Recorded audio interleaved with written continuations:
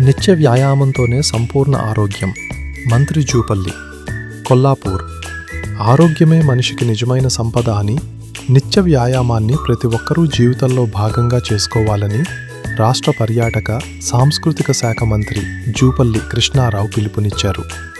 ఆదివారం ఉదయం కొల్లాపూర్ శివారులోని తన వ్యవసాయ క్షేత్రంలోని బావిలో గంటపాటు ఈత కొట్టి ఫిట్నెస్పై తనకున్న ఆసక్తిని చాటుకున్నారు.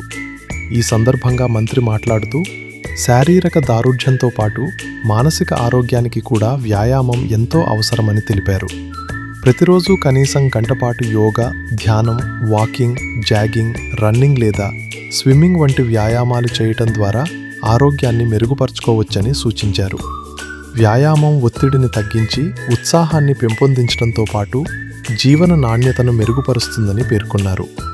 వయస్సుతో సంబంధం లేకుండా ప్రతి ఒక్కరూ చురుకైన జీవనశైలిని అలవర్చుకోవాలని, ఆరోగ్యకరమైన అలవాట్లు పాటించడం ద్వారా దీర్ఘకాలిక వ్యాధుల బారిన పడకుండా ఉండవచ్చని మంత్రి అన్నారు.